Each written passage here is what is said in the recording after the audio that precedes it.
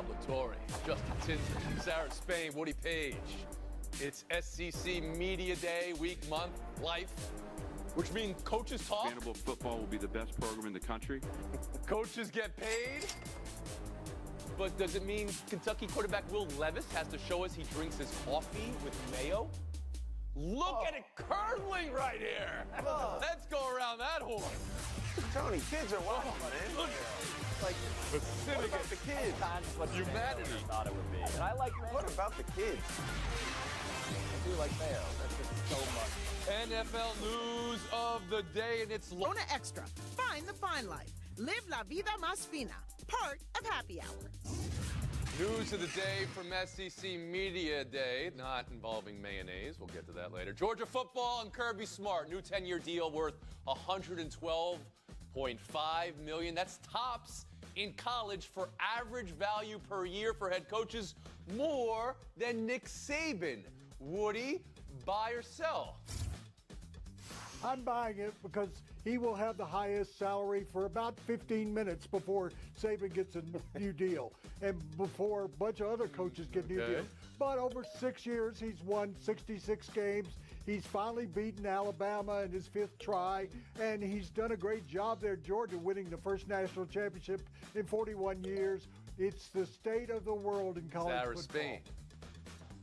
Yeah, I mean, to Woody's point, we're always probably going to have sticker shock over how much these guys are making, but that's how much money that sport makes. And that's why it's all the more important for the coaches to stop publicly deriding NIL. Now, I know Kirby Smart has said he's down for the cause in general, He has said that. But he thinks he thinks that the newbies coming in, the freshmen and the youngsters, what are they going to do with all this money? How are they going to spend it? They can't handle it. They're not going to work hard. Not understanding that the end result of that NIL will be if they don't work hard and they're not any good, they won't get paid again. And the kids know that too. So you take care of your money, Kirby. You spend it on what you want, and you let them get paid too because they're the ones making all that money for you. Yeah, unlike Woody's blackboard, I am actually going to buy this mainly because Georgia thinks this is the guy that can create the legitimate second dynasty in the SEC. But while the rich get richer, this leaves far more questions than answers in the NIL era, and whether or not these players will ever receive proper compensation for these large contracts they're responsible for producing. Pablo Torre. Yeah, that's the thing. NIL, for all of the wisdom that Sarah was sharing there, is just flatly insufficient when it comes to compensating the players. I mean, this is like the oldest song we play, Tony, in terms of sports criticism, but it's true every time we see one of these contracts. Like, I have to keep singing it. I have to do this karaoke because it's ridiculous that all of the money's flowing into the sport, the coaches profit, and the players, hey, you can get an Arby's sponsorship, baby. Or a barber's sponsorship, Woody Page. Taking a shot at Justin Tinsley. I don't know. You know, I'm very protective of my barber. We'll move on. James Harden's new deal with the 76. Large. Kyler Murray and the Arizona Cardinals. That wouldn't they relationship coming to terms on an extension. 5 years. $230 million, $160 million guaranteed. It's the second highest paid QB average at $46 million per year. Don't have to tell you anymore. Pablo Torre, around the horn to you. All good now in Arizona? All good now for Kyler Murray? It's better now, Tony. It's better now that we're no longer talking and learning about how you can hide selectively Instagram posts on your account. Kyler taught me about Instagram archiving, which is a thing I did not know existed because I'm now officially old. But what happens now, Tony, is that the drama is going to abate, but the future, specifically the second half of the season, the postseason, this is where all the questions still linger. They have a coach in Cliff Kingsbury, who's represented by the same agent as Kyler Murray, let's remember, and a GM in Steve Keim, who have together all signed long-term deals. They've signed long-term deals despite the fact that their offense routinely struggles in the red zone, and their team as a whole fades in the second half. And so the second half of the season is when we'll know if they're all good or whether this was just a temporary reprieve from all of the bad. Justin Tinsley. Look, I want to make it clear I'm happy for Kyler Murray. That's deserved. He got his bag, and now it's put up or shut up time. As Pablo alluded, now you got to do it for the entire season. But I'm going to use a macro point of view. All this does is make me look at the city of Baltimore, and in particular their quarterback, Lamar Jackson. And for all the conversation around him and this contract, honestly, Tony, we still really don't know much about it. And if you're Baltimore, do you really want to go into another season, this season in particular, with this looming over your head? If you're Lamar, you've seen every quarterback over the past couple of seasons get paid, get a bag, except you. And you got to figure that Lamar should and would get more than what Kyler just got because he is the more dynamic quarterback. So that's what I'm really interested to see. Spain? Yeah, let me just start by saying that this is what happens when you're a great quarterback, and that is a position of need. We're going to talk about the money, but if that's what he asked for to stick around, they had to pay. As a fan of a team who I hope one day has a quarterback great enough to be accused of overpaying, One of these decades, yes. One of these decades. Right? I mean, this is what you want. That being said, we do have to take a look at the fact that he doesn't have playoff experience, that the end of seasons are rough, and he's going to be without DeAndre Hopkins for the first 6 games of the season. So no, not everything is great yet. They have to figure out how to be good enough at the beginning to survive a fade at the end. And if they're not even good at the beginning, this is going to be a real ugly look at the first year of this You deal. said he doesn't have playoff experience. He has playoff experience. It is abysmal playoff experience is what he's got. All right, Woody Page, how do you view this deal? And the reason why his playoff experience was bad was because Hopkins was injured twice last year. With both of them in the lineup, they were 8-2, 1-4 when Hopkins, including that playoff game, when Hopkins wasn't available. And as Sarah pointed out, he's not going to be available for the first 6 games. Going to have to turn to Brown, who they pulled in, that played with Murray at Oklahoma. I found it funny that Murray got $500,000 more than Watson did. So that means, Justin, that Lamar Jackson's going to get at least $500,000. He may be angling for more than that. But what I'm hearing is more money, more pressure, more problems for Kyler Murray with DeAndre Hopkins out of the lineup the first chunk of the season. All right, we've been horned. We'll move on.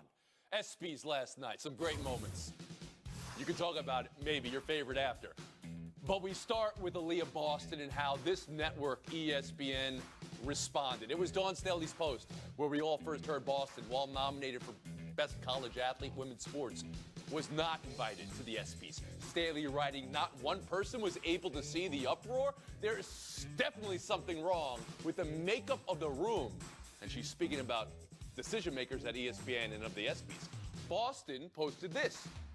To be nominated for an ESPY this year meant the world to me and my family. While it hurt finding out they wouldn't be televising the category, despite it being televised last year and had no intentions for me to attend, it hurt more to see ESPN change course and invite me only after social media caught wind. Respectfully, I declined. Boston continuing, saying, she's used to this. It's just another moment when the disrespect and erasure of black women is brushed off as a mistake or an oversight. ESPN's response through Executive Senior VP Rob King, the ESPYs have worked hard to create meaningful moments around women in sports this year. We hope to capture the progress of the women who continue to blaze trails and are committed to celebrating their stories, impact, and forward movement. We also realize that there is still much work to be done and are unwavering about getting it right. We hear you, we see you, we celebrate you. Sarah Spain, a lot to unpack there. How do you consider it all? Well, first, every year there are awards that don't get televised, and every year there are nominees who don't get invited. This was not a one-person thing. But just last year, this award was televised when Paige Beckers won it. And in her speech, she went out of her way to point out that black female basketball players don't get the same endorsements, attention, coverage, content that their white counterparts. And so to follow that up 1 year later with a perfect example of that was more than just an oversight. And it stems from our lack of ability to cover women multidimensionally throughout the course of their careers and in a way that matches the way we look at men's sports. We're really great at celebrating big achievements like gold medals or title wins. We're really great at feature stories and storytelling or big presentations like last night's Title IX, which was lovely, or a couple years ago, the Larry Nassar victims up on stage, which was one of the most powerful things I've ever watched on television. But every single day, en route to those bigger moments, there are games being played, there are coaches being fired or hired, there are battles being won in the trenches on the court, and we don't cover them. ESPN doesn't, and other places don't. And that results in situations where maybe they look at Aaliyah Boston and they say, I don't know if she makes a big splash on the red carpet. Let's invite Michaela Schifrin instead, even though she's not even nominated. Or let's invite this person who's a male athlete that everybody knows. But guess why they don't know her? Because we don't cover Aaliyah Boston the way we do other athletes who are men, or other athletes who are white, or other athletes who get more attention. And so we need to fix that by overcorrecting for the decades that we've done things wrong. And we need to be intentional about it so that we don't offer ourselves up for mistakes like this. And that's going to be judged by giving us the benefit of the doubt when we put in the work every day to cover women better. Justin Tinsley. Tony, you know I cover hip-hop for a living, and by proxy, I cover hip-hop and award shows. And historically, rap and the Grammys have always been at odds for many of the same reasons that Aaliyah Boston and Dawn Staley just mentioned here. And I do want to say, I do think the ESPYs covered a lot of women and women in sports wonderfully last night. Sarah just mentioned the Title IX presentation, which was amazing. But across this network, hours upon hours upon hours each week, we're constantly talking about athletes, what they should do, what they shouldn't do. But every now and then, we have to be able to look ourselves in the mirror and be like, you know what? We might have got it wrong on this. Our intention doesn't match our execution. I think that's what happened right here. We have to be able to do that.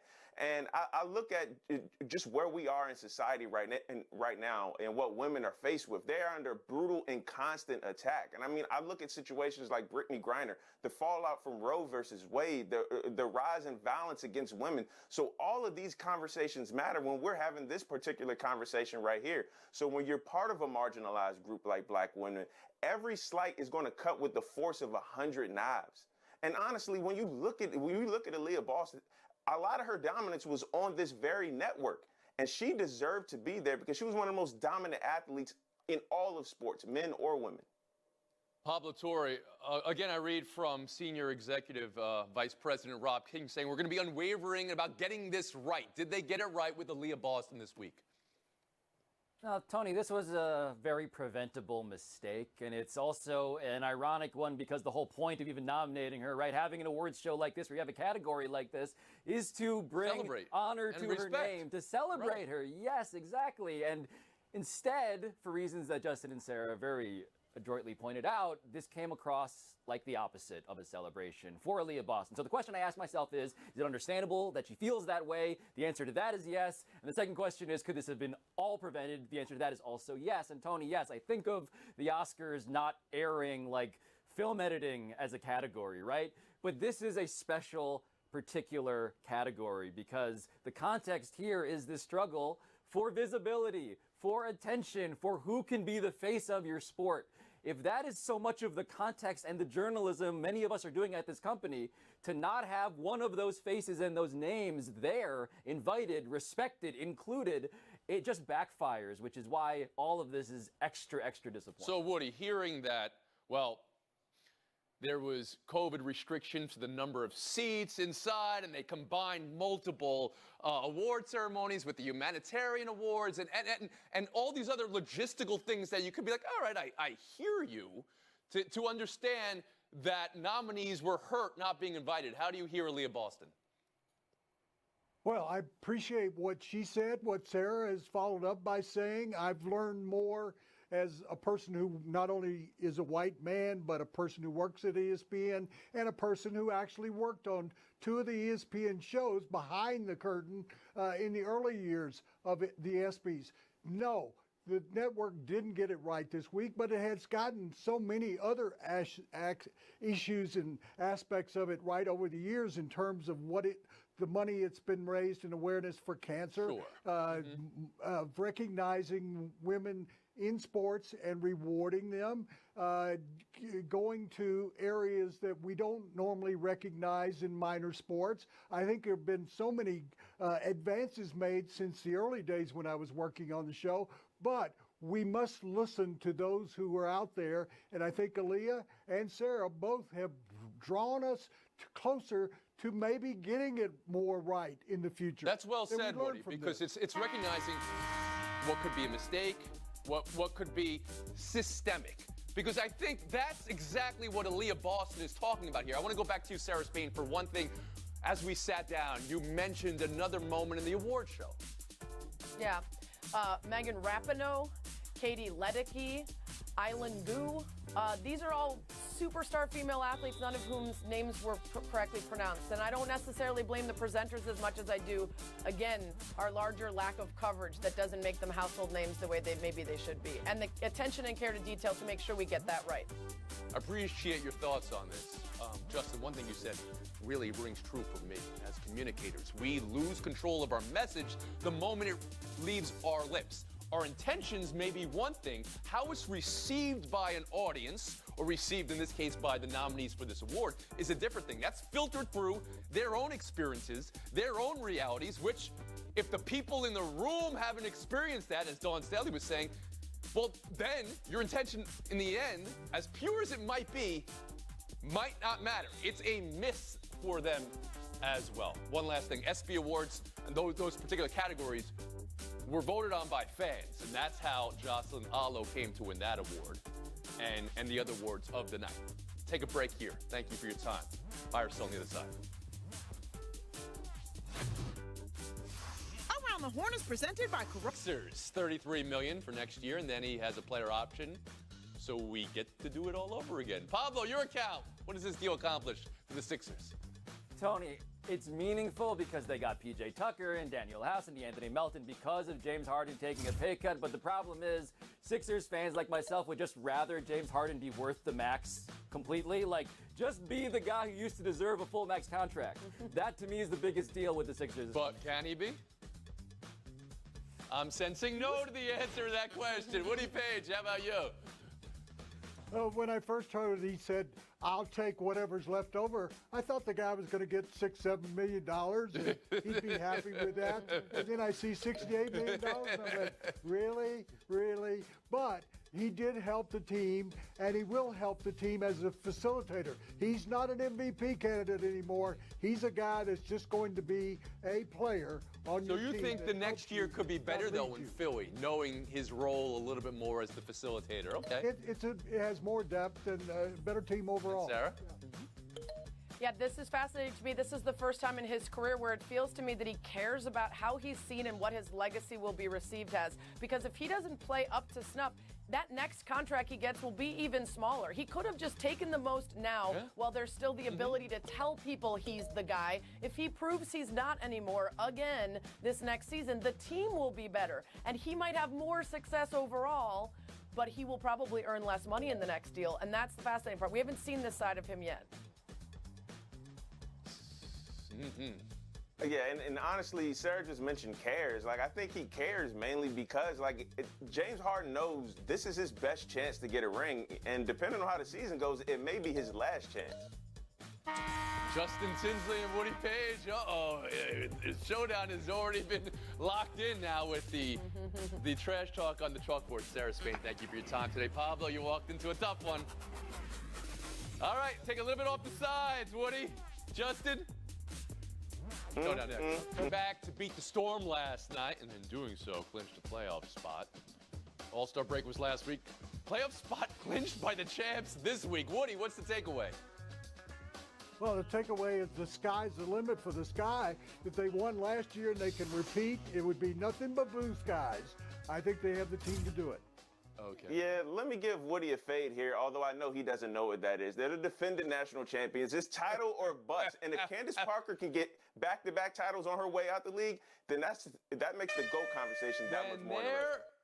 They're working on all cylinders. They are a thing to behold. Ooh, beautiful. I'll give you a point for the fade as well there, Justin Tinsley. We'll move on. The new you, Mario Cristobal era says there will be no turnover chain. Justin, right decision, and how will you remember the turnover chain? Honestly, pun intended, they should have put this decision on ice only because this turnover chain is a lot better when Miami is actually good, which they were in 2017. It doesn't really mean much when you're 3-5 and you're celebrating a turnover. Oh, Justin, it's been such a tradition there for a long time. Even though other teams have done it, we think about Miami and the turnover chain. I don't think a new coach should have come in there and said, we're getting rid of it. No, keep it. Point. Woody Page. Showdown 3, SEC Media Day. Breaking news, Kentucky quarterback Will Levis puts mayo in his coffee. Look at it curdle. And he also eats bananas whole. with the peel. Woody, nope, or hell nope. Well, the banana thing doesn't have any appeal to me, but I want to try the mayonnaise in the coffee. Oh, you're doing No, it. no. If this guy was my linebacker, I would be all for it. But as a starting quarterback, I question your decision making when you put mayo in coffee. Hold that up a little bit more, Woody, just so I can see. It curdles when it's in there, right? There's a solid form the mayo takes in. Oh, that is disgusting. Question the decision-making of my scoring, Woody, as you may. FaceTime Justin Tinsley. Well, you know, I'm going to give this win a proper lineup, which Woody has never had before in his life. Jonas Valanciunas, the Pelican center, was on a Lithuanian talk show recently and made fun of LeBron by doing the crying meme and jocking him for flopping. So what I want to say is this, is Jay-Z once said, do not bark up that tree will fall on you. Jonas, you still have to play LeBron next year, and I don't know how many wins they're going to have, but I would not want an angry LeBron James barreling towards me. Justin Tinsley, today's winner. Oh, Woody. Oh, yeah. Mayo was a bad choice. We're on a 23.5-hour break. We'll see you tomorrow around the horn. Mustard. Happy Hour is presented by Corona Extra.